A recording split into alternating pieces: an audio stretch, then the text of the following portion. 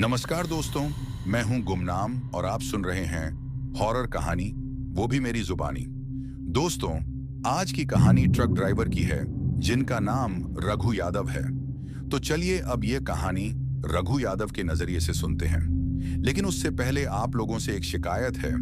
आप लोग कहानी को पूरा सुनते हैं लेकिन लाइक नहीं करते। इस बार मैंने आप लोगों से बहुत उम्मीद लगाई है कि आप लोग अब की बार वीडियो को लाइक भी करेंगे और चैनल को सब्सक्राइब करके अपना सपोर्ट भी जरूर दिखाएंगे। तो अब ज्यादा समय नहीं लेते, चलिए कहानी की शुरुआत करते हैं। मेरा नाम है रघु यादव। मैं वेस्ट बंगाल के उत्तर दिनाजपुर जिला के एक छोटे से गांव करण दिघी का रहने वाला हूं। मैं बचपन से ट्रकों के बीच बड़ा हुआ हूं। मेरे पिताजी खुद एक ट्रक ड्राइवर थे और बचपन में ही उनका एक्सीडेंट में डेथ हो गया। उस दिन से मैंने कसम खाई थी कि मैं कभी ट्रक को हाथ नहीं लगाऊंगा, क्योंकि मेरी माँ मेरे पिताजी के देहांत के बाद ट्रक ड्राइवर की नौकरी से काफी डरती थी और अब वो मुझे खोना नहीं चाहती थी। लेकिन मजबूरी इंसान को कुछ भी करा देती है। इसलिए जब घर की जिम्मेदारी मेरे ऊपर आई तो मेरे पिताजी के दोस्त ने मुझे ट्रक ड्राइविंग सिखा दिया और मैंने माँ के मना करने के बाद भी मजबूरी में ट्रक ड्राइविंग मैंने स्टीयरिंग पकड़ा और तब से हाईवे मेरा दोस्त बन गया। अब मेरी उम्र 32 है। दिन रात ट्रक चलाना मेरे लिए रोजी रोटी कमाने का मात्र रास्ता है। मेरा साथी नाम बंटू मंडल, जिसकी उम्र 23 साल है, जो छोटा पतला शराबी और थोड़ा नासमझ और जिद्दी है, लेकिन दिल का साफ है। वो मेरा हेल्पर कम क्लीनर है। उसके पास फैमिली जैसी कोई चीज नहीं। बचपन में माँ बाप छोड़ गए, तभी से गैराज में रहता था। मैंने ही उसको ट्रक चलाना और हेल्पर का काम सिखाया। और हाँ, वो ट्रक का काम जानता है, यानी आप उससे ट्रक का मैकेनिक बोल सकते हो। और आज वो मेरे साथ सबसे अनजान और सुनसान रास्तों पर निकलता है। लेकिन उस रात हमने ट्रक में झूठ के बोरियां लोड किया था। डिलीवरी बिहार के पूर्णिया तक करनी थी और उस रास्ते में आती है वो जगह जिसे बंगाल बिहार बॉर्डर के ड्राइवर शापित हाईवे बुलाते हैं। कहते हैं पूरा जंगल स्ट्रेच एक ब्रह्म पंडित की बद्दुआ से अब श्राप बन चुका है। वहां आदमी नहीं, ब्रह्म राक्षस मिलता है। पर हमने हमेशा यह सबको अफसाना समझा। ऐसा हम सोचते थे, जो हमारी सबसे बड़ी भूल थी। अब कहानी यहीं से शुरू होती है। रात के 10:50 बज रहे थे। मैं स्टीयरिंग पकड़े हुए हाईवे 27 पर ट्रक चलाते हुए बिहार की ओर निकल पड़ा। मौसम सर्दी का था और तेज हवा चल रही थी और हम दोनों को काफी ठंड लग रही थी, जैसे हवा नहीं, किसी की सांसें चल रही हों। देखते देखते शहर दूर हो गया और हाईवे शुरू हो गया। रोड के दोनों तरफ घना जंगल और बीच में पीली धूल से भरा रास्ता। बंटू ने सिगरेट सुलगाई और बोला, रघु भाई, सर्दी लग रही है। मैंने मीटर देखा, फ्यूल फुल था। और ऐसे ही देखते देखते 2 घंटे कंटिन्यूअसली स्वर करने के बाद रात के 11 बजे रास्ता अब श्रापित हाईवे के हिस्से में दाखिल हो चुका था।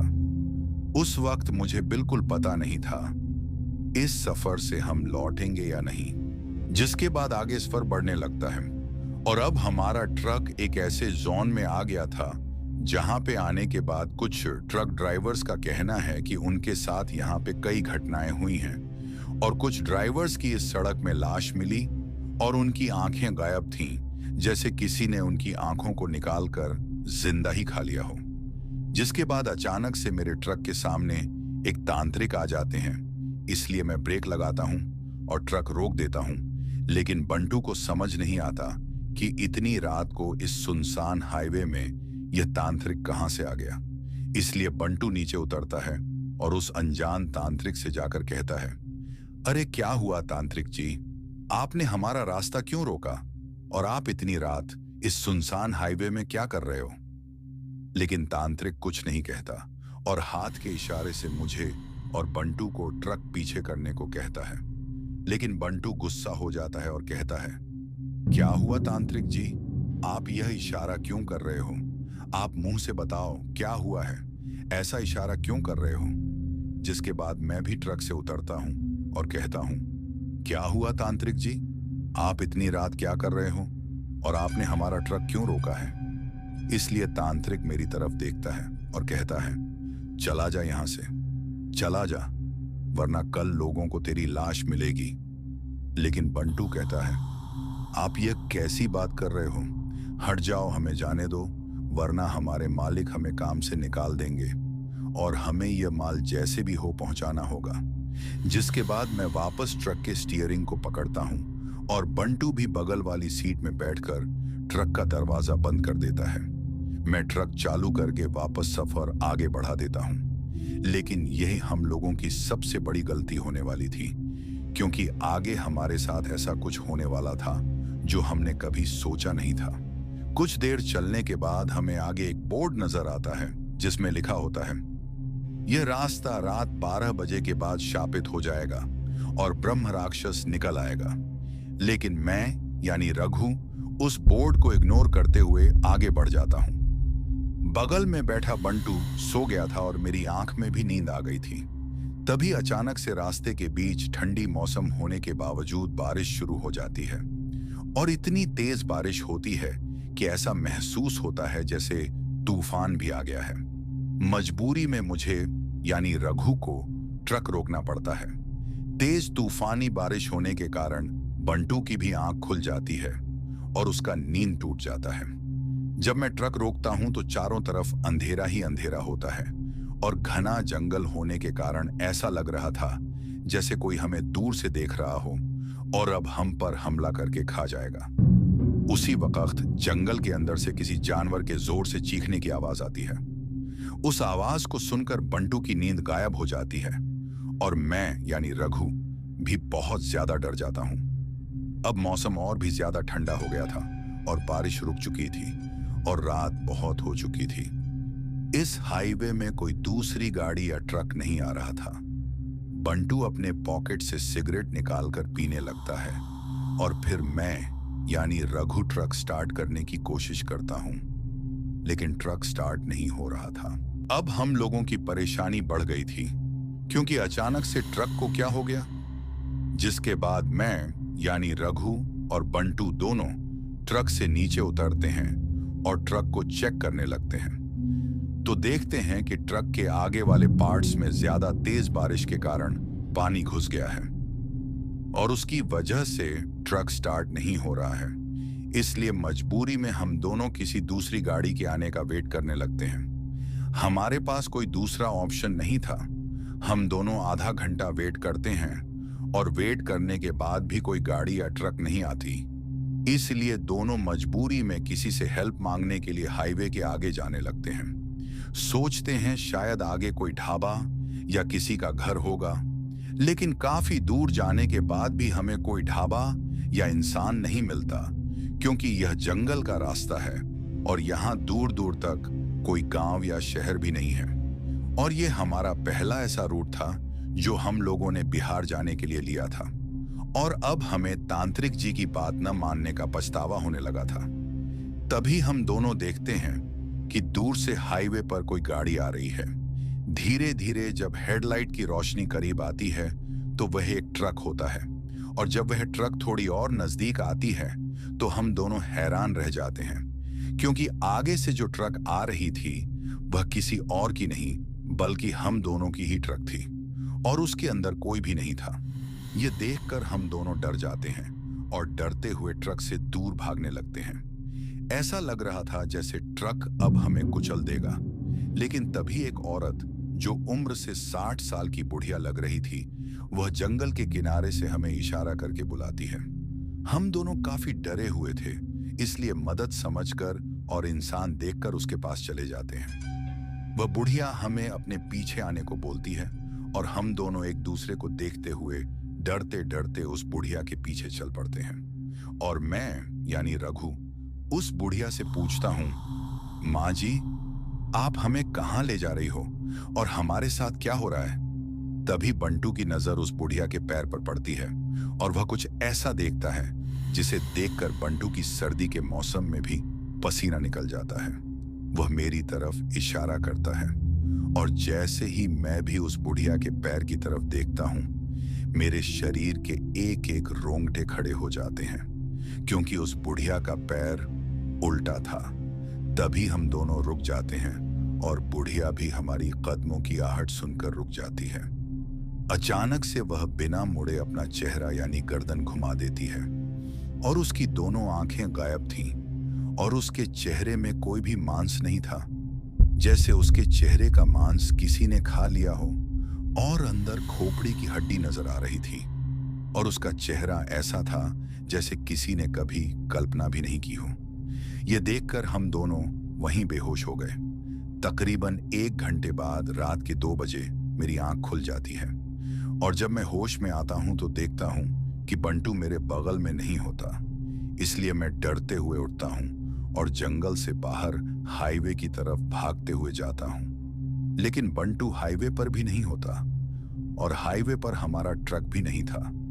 तभी एक जोर की चीख सुनाई देती है जो बंटू की ही लगती है।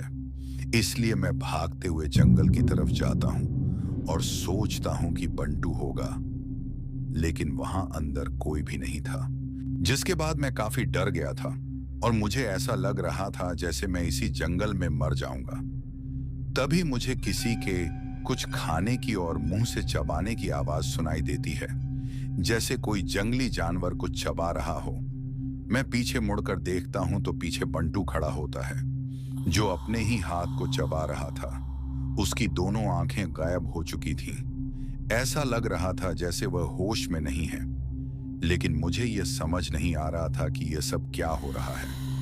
मैं डर कर बंटू के करीब जाता हूं और उसका हाथ खाने से रोक देता हूं।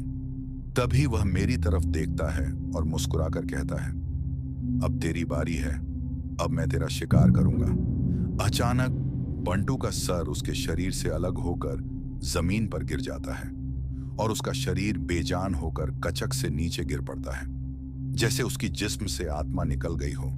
मैं वहीं टूट गया, रोना शुरू कर दिया। डर से मेरी टांग तक नहीं चल रही थी।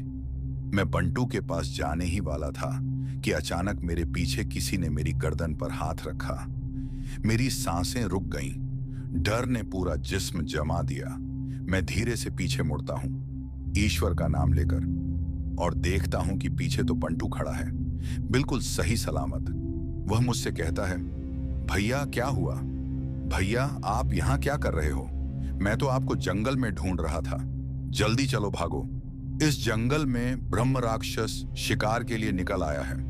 उसने मेरा हाथ पकड़ा और हम दोनों जंगल से भागने लग गए। लेकिन कितनी भी देर भागे, कितना भी घूमे, हाईवे का रास्ता मिल ही नहीं रहा था। हर दफा हम वापस जंगल के उसी हिस्से में आ जाते थे। तभी हमारी नजर जमीन पर पड़ी। 3 फीट लंबे पैरों के निशान और उनमें सिर्फ 3 उंगलियां, जिनके नाखून इतने लंबे और तेज थे जैसे कोई अनजान जीव हो। पेड़ों के ऊपर से कुछ गुर्राने की आवाज, जैसे कोई हमें देख रहा हो। और फिर अचानक एक काली परछाई नीचे आती है और बंटू के पैर पकड़कर उसे जंगल के अंदर घसीट लेती है। मैं पूरी जान से उसके पीछे भागा, लेकिन इस बार मैं उसका पीछा नहीं कर पाया। वह इतनी तेजी से घसीटा गया कि जंगल के अंधेरे में एक पल में गायब हो गया। बंटू मेरे लिए छोटा भाई जैसा था। मैं टूट गया, पर मैं उसे ढूंढने अंदर चला गया। अंधेरे में चलते चलते अचानक मेरा पैर किसी चीज से टकराया। मैं झुककर चांद की हल्की रोशनी में देखता हूं और वह बंटू का सर होता है। इस बार वाकई में बंटू का असली सर। मैं रो पड़ा, मेरी सांसें रुक गईं। डर मेरे जिस्म में सर्दी की तरह उतर गया। मैं ईश्वर का नाम लेकर जितनी ताकत बची थी उससे भागकर हाईवे की तरफ दौड़ गया। इस बार मुझे हाईवे दिख भी गया। मैं हाईवे पर आकर अपना ट्रक ढूंढने लगा, लेकिन ट्रक गायब था, जैसे जमीन ने निगल लिया हो या आसमान ने खा लिया हो। अब मेरे पास कोई रास्ता नहीं था सिवाय ब्रह्म राक्षस का शिकार बनने के। मैं पॉकेट से एक कागज निकाला, पेन हमेशा रखता हूं, और मैंने उस कागज पर अपनी पूरी भयावह आपबीती लिख दी। थोड़ी देर बाद मैं बेहोश हो गया। सुबह 6 बज चुके थे, रोशन हो चुका था। मेरे चेहरे पर पानी डालकर किसी ने मुझे होश में लाया। मैं आंखें खोलता हूं तो एक पंजाबी आदमी होता है और उसके पीछे एक ट्रक। वह पूछता है, भाई कौन है तू और इस शापित हाईवे में क्या कर रहा था? मैं हिलते हाथ से उसे वो लिखा हुआ पेपर दे देता हूँ और फिर से बेहोश हो जाता हूँ। वह पंजाबी ट्रक ड्राइवर मुझे ट्रक में बिठाता है और इस शापित हाईवे से 40 किलोमीटर दूर बिहार के एक छोटे अस्पताल में एडमिट करवाता है। जब मैं होश में आता हूं तो वह कहता है, भाई तू कौन है? तुझे बहुत तेज बुखार था, अगर अस्पताल नहीं पहुंचता तो तेरी जान जा सकती थी। जिसके बाद धीरे धीरे मेरी बुखार उतर रही थी और वो पंजाबी ट्रक ड्राइवर जिनका नाम करतार सिंह था मुझे हॉस्पिटल से डिस्चार्ज करवा देते हैं। हॉस्पिटल से निकलने के बाद मैं करतार सिंह जी को अपने साथ हुई उस शापित जंगल वाले रास्ते की सारी बात और सारी आपबीती बता देता हूं। अब शाम के 4 बज चुके थे। मैं और करतार सिंह हॉस्पिटल के पास के रेस्टोरेंट में खाना खा रहे थे। करतार सिंह दिल के बहुत अच्छे इंसान निकले, जिन्हें मैं पहले कभी नहीं जानता था, पर उन्होंने मुझे एक अनजान आदमी को बिल्कुल भाई की तरह संभाला। आज अगर मैं जिंदा हूं तो उनकी वजह से। खाना खाते वक्त मैं भी उनसे थोड़ा उनके बारे में पूछ लेता हूं। तब पता चलता है कि करतार सिंह बचपन से अनाथ है। ये सुनकर मुझे अंदर से बहुत दुख होता है। खाना खत्म करने के बाद करतार सिंह जी मुझे अपने ट्रक में बिठाते हैं और कहते हैं, चल भाई, तेरी ट्रक उस जंगल में फंसी हुई है, उसे ले आते हैं। उनकी बात सुनते ही मेरा पूरा जिस्म कांप गया, हर रोम रोम सिहर गया। उस शापित रास्ते का ख्याल आते ही मेरी सांसें तेज हो गईं। लेकिन वो ठीक कह रहे थे। ट्रक मेरा नहीं था, मेरे मालिक का था। उसे वापस लाना ही पड़ता। इसलिए करतार भाई स्टीयरिंग पकड़ लेते हैं और शाम के 5 बजे हम दोनों वापस उस शापित हाईवे की तरफ निकल पड़ते हैं, जो लगभग 30 किलोमीटर दूर था। मौसम सर्दी का था, इसलिए अंधेरा जल्दी छाने लगा। शाम के 6 बजे तक हम दोनों वापस उस शापित जंगल वाले रास्ते में पहुंच चुके थे। मैं और करतार भाई ट्रक ढूंढने लगते हैं। तभी हमारी नजर एक बहुत प्राचीन पेड़ पर पड़ती है, जैसे हजारों साल पुराना हो। उस पेड़ के तने पर कुछ लिखा हुआ था और वो खून जैसा लग रहा था। लिखा था, आज तेरी मौत है। ये पढ़कर मेरा गला सूख गया, पैर हिचकने लगे। करतार भाई मुझे हौसला देते हैं और हम ट्रक को ढूंढते रहते हैं। कुछ देर बाद खुशनसीबी से ट्रक मिल जाता है। मैं ट्रक स्टार्ट करता हूं। इस बार ट्रक आसानी से स्टार्ट हो जाता है। मैं ट्रक लेकर करतार सिंह के ट्रक के पीछे लग जाता हूं। कुछ देर बाद करतार भाई पूछते हैं, अरे रघु, तुम्हारा दोस्त बंटू का क्या हुआ? मैं डरते डरते बंटू की मौत की बात बताता हूं कि बंटू को ब्रह्म राक्षस ने जान से मार दिया। करतार भाई मेरी बात पर यकीन नहीं करते और कहते हैं, शायद तुम्हें कोई गलत फहमी हुई है। ब्रह्म राक्षस तुम्हारे दिमाग का वहम है, ऐसा कुछ नहीं होता। फिर वो, जो बहुत बहादुर थे, अकेले ही जंगल में बंटू को ढूंढने चला जाता है। मैं मजबूरी में उनके पीछे चला जाता हूँ। जंगल में बहुत खामोशी थी। 15 मिनट तक ढूंढने के बाद बंटू का कोई निशान नहीं मिलता। मैं करतार भाई को समझाता हूँ, चलिए हम दोनों पुलिस को बताएंगे, वो लोग ढूंढेंगे बंटू को, हम इस जंगल में नहीं रुक सकते। तभी जंगल के अंधेरों में से वही गुस्से भरी जोरदार चीख सुनाई देती है जो उस रात सुनी थी, जैसे कोई जानवर गुस्से में चीख रहा हो। अब शाम के 7 बज चुके थे। रास्ते पर सिर्फ 1-2 ट्रक गुजरते दिख रहे थे। मैं करतार भाई को मुश्किल से मनाता हूं और वो अपने ट्रक में बैठते हैं, मैं अपने ट्रक में। हम दोनों पुलिस स्टेशन निकल पड़ते हैं। पास वाले पुलिस स्टेशन पहुंचकर करतार भाई रिपोर्ट लिखवाते हैं और मैं गवाही देता हूं। पुलिस बंटू के गुम होने का केस लिख लेती है, लेकिन यह हमारी सबसे बड़ी भूल थी, क्योंकि पुलिस वाले अब मुझे और करतार भाई को भी उस केस में जोड़कर रात के 8 बजे दोबारा उस मनहूस शापित रास्ते में ले जाना चाहते थे। हम दोनों को ट्रक स्टेशन के पास पार्क करने को कहा गया और पुलिस हमें अपनी जीप में बिठाती है। करतार भाई परेशान हो जाते हैं क्योंकि उनका वक्त बर्बाद हो रहा था। मैं police officer Mahendra Thakur sir से रिक्वेस्ट करता हूं, सर, करतार भाई का इसमें कोई लेना देना नहीं, उन्हें जाने दीजिए। पर वो नहीं मानते। वो मुझे और करतार भाई को ही बंटू की मौत का जिम्मेदार समझ रहे थे। जबरदस्ती हम दोनों को उस शापित रास्ते में वापस ले जाया जा रहा था। मुझे लग रहा था आज हम सब मर जाएंगे। तभी रास्ते में वही तांत्रिक दोबारा आ जाता है जो मुझे हाईवे में आने से पहले मिला था। वो जीप के सामने आकर जीप रोक देता है।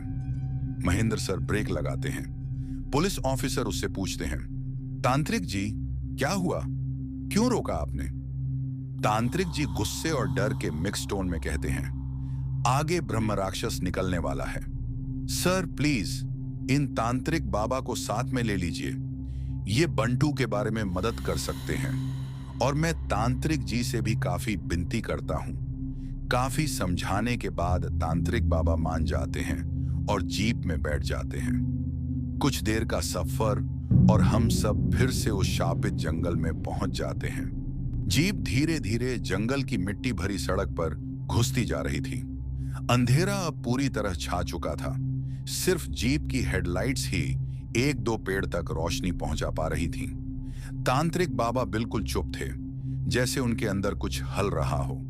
उनकी आंखें बार बार जंगल की तरफ जा रही थी। महेंद्र सर इरिटेट होकर बोलते हैं, बाबा कुछ दिखे तो बता देना, वरना चुपचाप बैठो। तांत्रिक बाबा उनका जवाब नहीं देते, बस एक हाथ से अपने रुद्राक्ष को कस के पकड़ लेते हैं। करतार भाई मेरे पास बैठे थे। उनका चेहरा पहली बार डरा हुआ लग रहा था। मैं धीमे आवाज में पूछता हूं, करतार भाई डर लग रहा है? वो बस एक लाइन बोलते हैं, हाँ रघु, इस बार डर अलग लग रहा है। जीप थोड़ा और आगे बढ़ती है। तभी हवा की एक ठंडी लहर चलती है, जैसे किसी ने सारी हवा चूस ली हो। तांत्रिक बाबा तेज आवाज में बोलते हैं, रुक जाओ गाड़ी। महेंद्र सर इरिटेट होकर ब्रेक मारता है। अब क्या हुआ बाबा? तांत्रिक बाबा जमीन की तरफ उंगली दिखाते हैं। जीप के नीचे कुछ हिला। सब टॉर्चेस जलाकर नीचे देखते हैं। वहां पर मिट्टी में किसी के लाल लाल फ्रेश निशान बने हुए थे, जैसे किसी को घसीटा गया हो। और वो घसीटने के निशान सीधा जंगल के सबसे गहरे हिस्से की तरफ जा रहे थे। तांत्रिक बाबा बोलते हैं, ये बंटू के खून के निशान हैं और ब्रह्म राक्षस दूर नहीं है। पुलिस वाले घबरा के गन निकाल लेते हैं। महेंद्र सर कहते हैं, चलो इन निशानों को फॉलो करते हैं। तांत्रिक बाबा चीख पड़ते हैं, पागल मत बनो, निशान फॉलो करना मतलब सीधे मौत के मुंह में जाना। जंगल में एक अजीब सी घंटी बजने लगती है, जैसे कोई पुरानी लोहे की चेन खींच रहा हो। सब लोग चुप हो जाते हैं। हवा रुक जाती है। जंगल में सब कुछ ठहर जाता है।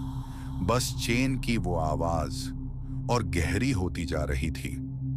ऐसा लग रहा था जैसे कुछ हमारी तरफ आ रहा हो। जीप की हेडलाइट्स थरथरा रही थीं और चेन की वो लोहे वाली घंटी सी आवाज हर सेकंड और तेज होती जा रही थी। कोई पेड़ के पत्तों को छू भी नहीं रहा था, पर पत्ते अपने आप हिलने लगे, जैसे हवा उनको नहीं, अंदर की कोई शक्ति हिला रही हो। महेंद्र सर चिल्ला पड़े, कौन है वहां, सामने आ। पर जवाब नहीं आया, बस वो आवाज, छर छर छर। जंगल का अंधेरा एकदम जिंदा लगने लगा। तांत्रिक बाबा बहुत धीरे कह पाए, आ गया, वो आ गया। सब लोग टॉर्च और गन एक ही डायरेक्शन में करते हैं और तब पेड़ के पीछे से एक आधा चेहरा दिखता है। लाल लाल जलती हुई आंख, आधे चेहरे पर पूरी काली पिघली हुई मांस, आधे हिस्सों में तेज कितने ही बड़े दांतों का गुच्छा, और सबसे डरावना, उसके गले में लोहे की टूटी हुई चेन लटक रही थी, जिसे वो घसीट घसीट कर चला रहा था। पुलिस का एक जवान डर के मारे पीछे गिर पड़ता है। महेंद्र सर ट्रिगर दबा देते हैं। टाक टाक टाक, गोलियां हवा में फट देती हैं, लेकिन ब्रह्म राक्षस को कोई असर नहीं। वो आधा पेड़ के पीछे से निकलकर पूरी रोशनी में आता है और सबके होश उड़ जाते हैं। उसका पूरा शरीर जैसे जल जल कर आंदरा हो गया हो। छाती के बीच में एक बड़ा सुराख था, जिसमें से हल्का सा धुआं निकल रहा था। पैर कभी आदमी जैसे, कभी जानवर जैसे पलट जाते थे। वो सिर्फ एक कदम आगे बढ़ता है और जंगल हिल जाता है। पुलिस फायरिंग और तेज हो जाती है, पर ब्रह्म राक्षस बस एक चीख मारते हुए तेज सांस देता है। गघरा। और हवा का दबाव इतना बढ़ जाता है कि जीप के शीशे टूटने लगते हैं। करतार सिंह चिल्लाकर कहते हैं, रघु, नीचे हो जा, नीचे हो जा। मैं जीप के फ्लोर पर चिपक जाता हूं। तांत्रिक बाबा अपनी माला उठाकर मंत्र पढ़ने लगते हैं, पर ब्रह्म राक्षस सिर्फ एक झटके में बाबा को हवा में उछाल देता है और बाबा सीधा पेड़ से जा टकराते हैं। उनका खून जमीन पर टपकने लगता है। महेंद्र सर का हाथ कांपने लगता है। उनके पास बचा सिर्फ एक ही ऑप्शन होता है, जीप को रिवर्स करके भागना। लेकिन जब वो रिवर्स गियर लगाते हैं तो पीछे का पूरा जंगल अंधेरे के एक बड़े साए से भर चुका होता है, जैसे ब्रह्म राक्षस के पीछे हजारों छोटी छोटी आत्माएं हवा में आवारा घूम रही हों। मैं जब जीप का दरवाजा पकड़कर खिड़की से झांकता हूं, तब मुझे दिखाई देता है वो प्राणी अब सीधा करतार सिंह की तरफ बढ़ रहा है। करतार भाई अपनी पगड़ी थोड़ा कस के बोलते हैं, आ वे पुत्र, जेहड़ा भी है, आजा।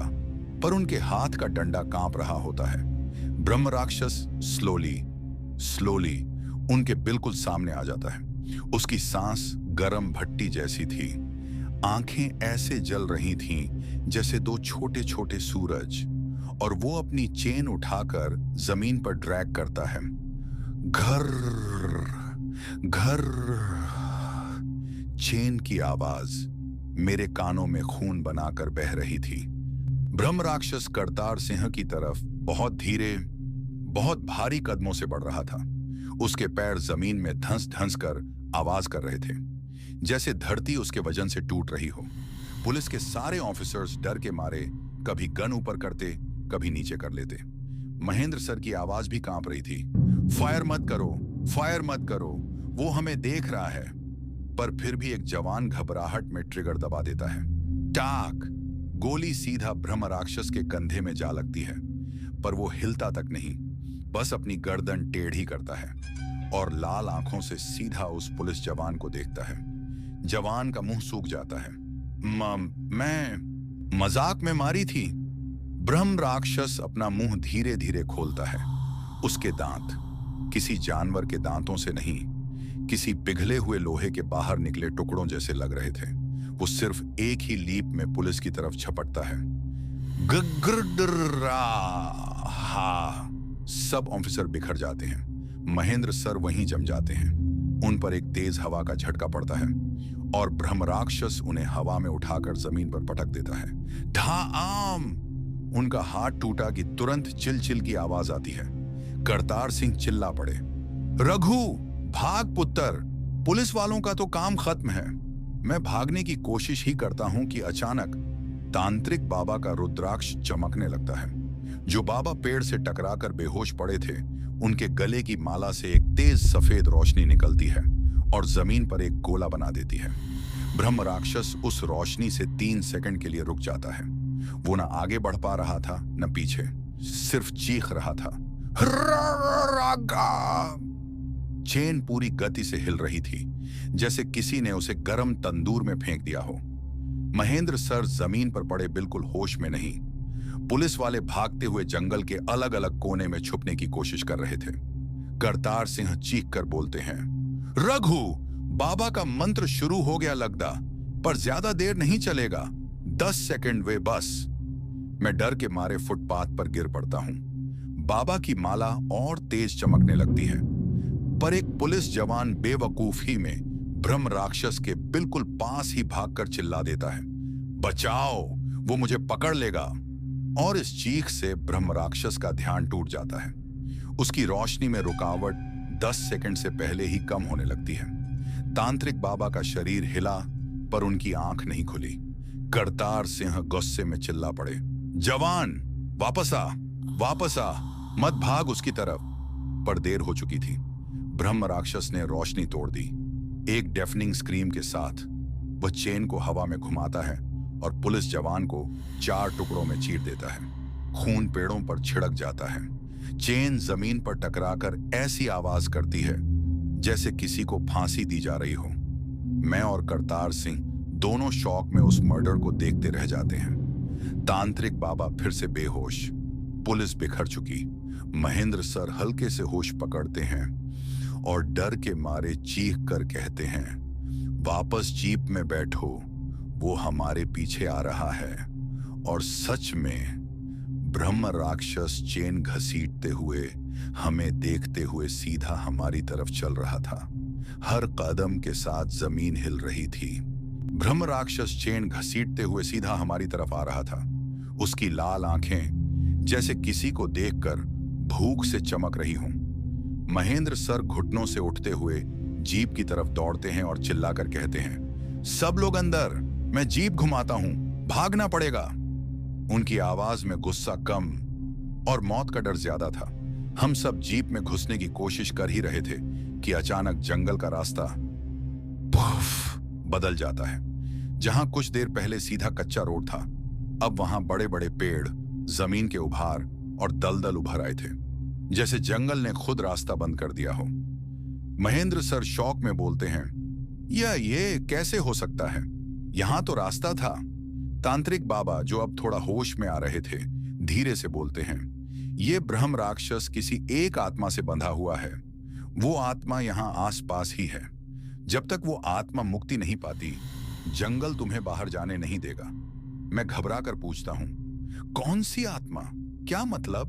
बाबा की सांसें तेज हो जाती हैं। ये रास्ता किसी इंसान के खून से श्रापित हुआ था, जिसने अपने परिवार के साथ धोखा हुआ। उसकी आत्मा ही इस ब्रह्म राक्षस को चलाती है। मैं और करतार सिंह एक दूसरे की तरफ देखते रहते हैं। हमारे पैर बिल्कुल पत्थर हो गए। तभी ब्रह्मा राक्षस एक ऐसी चीख कि पूरा जंगल हिल गया। महेंद्र सर ने डर के मारे जीप का दरवाजा बंद नहीं किया था।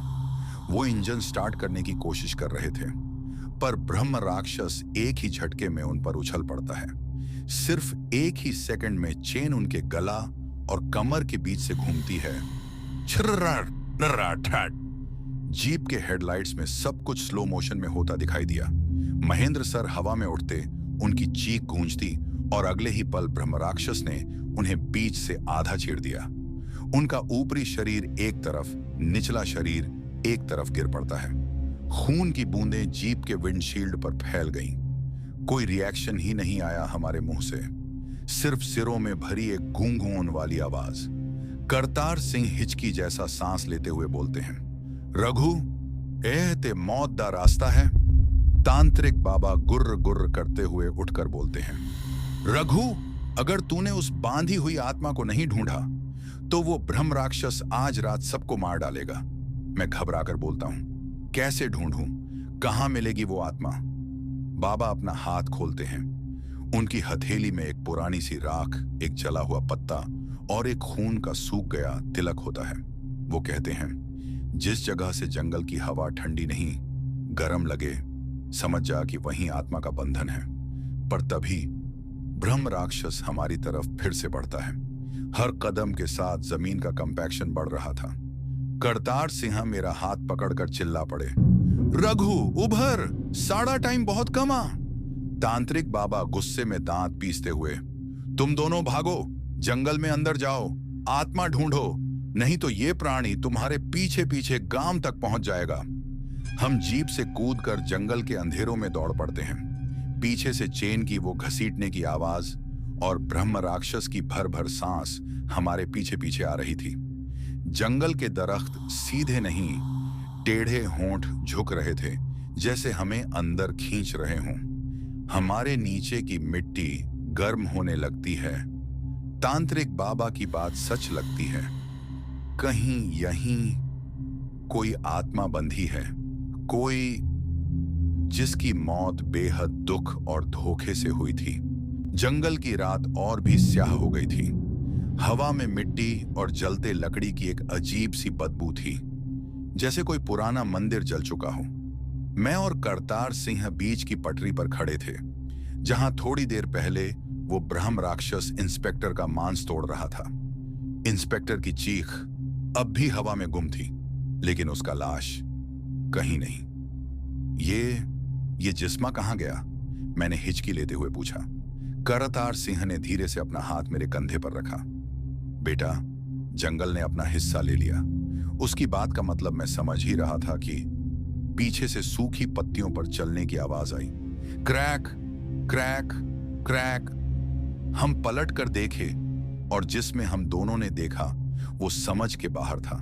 रास्ते के बीच में इंस्पेक्टर का टॉर्सा रखा था। हाथ और पैर अलग थे, लेकिन उसके चेहरे पर एक अजीब सी स्मर्क, जैसे कोई डर उसे खुशी देता हो। करतार सिंह ने परेशान होकर बोला, यह ब्रह्म राक्षस का काम नहीं, ये कुछ और है। मैं हिचकी लेकर बोला, तो कौन है? तभी रास्ते के दोनों तरफ के पेड़ एक साथ हिलने लगे। पत्तियां सुन संकर के हिल रही थीं। हवा तो बिल्कुल भी नहीं थी। और फिर एक आवाज, धीमी, फिसी फिसी सी, तुम वापस क्यों आए? वो आवाज ऐसे लग रही थी जैसे सैकड़ों गले सड़ी हुई जुबानें एक साथ बोल रही हों। मैं फ्लैशलाइट लेकर आगे बढ़ा और जहां मेरी रोशनी पड़ी वहां कोई था ही नहीं, पर करतार सिंह का चेहरा सफेद पड़ चुका था। उसने फुफकार कर मुझे पीछे धकेला, गाड़ी में बैठ अभी। हम दोनों भागते हुए ट्रक की तरफ भागे। इंजन स्टार्ट होते ही करतार ने क्लच दबाया, पर 3 मीटर आगे ही हेडलाइट किसी बड़े साए पर पड़ी। एक गिगैंटिक, बेहद लंबा आदमी जैसा, पर उसके 3 मुंह थे। सामने, लेफ्ट, राइट, सब हमें देख रहे थे। सबका मुंह एक साथ खुला, एक साथ 3 आवाजें, तुम अब इस जंगल का हिस्सा हो। करतार सिंह ने ट्रक को रिवर्स में घुसाया। टायर मिट्टी में घिसते हुए घुमा, पेड़ों की झाड़ से टकराया, पर साया हिलता भी नहीं। मैं दूसरी विंडो से देखता रहा और फिर साया गायब, सीधा हवा में घुल गया। ट्रक जंगल से बाहर निकला। कुछ मिनट बाद रोड खुली। हम दोनों सांसें संभालते रहे। करतार सिंह ने ठंडी सी आवाज में बोला, बेटा, जंगल में सिर्फ ब्रह्म राक्षस नहीं था, कुछ और था, जो इंस्पेक्टर और ब्रह्म राक्षस दोनों का शिकारी है। मैं धीरे से बोला, हम बच गए ना? करतार कुछ नहीं बोला। उसने बस सीधा रोड पर देखा, क्योंकि रियर व्यू मिरर में जंगल का वो 3 मुंह वाला साया ट्रक के पीछे भागते हुए दिख रहा था और धीरे धीरे वो ज्यादा करीब आ रहा था। क्या वो साया उन्हें पकड़ लेगा? क्या ब्रह्म राक्षस वापस आएगा? क्या इंस्पेक्टर अब भी जिंदा है या कोई तीसरा शिकार बनाने आ रहा है? सच अभी खत्म नहीं हुआ, सिर्फ शुरू हुआ है।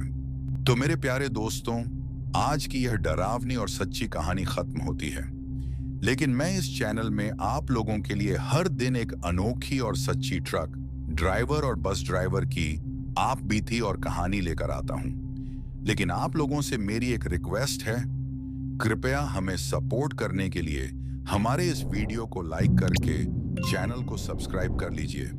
और अगर आप भी अपना नाम अगले वीडियो में अनाउंस करवाना चाहते हैं तो इस वीडियो के कमेंट सेक्शन में अपना नाम लिख दीजिए। और हम लोग मिलते हैं अगले वीडियो में एक नए और डरावनी कहानी के साथ। तब तक अलविदा।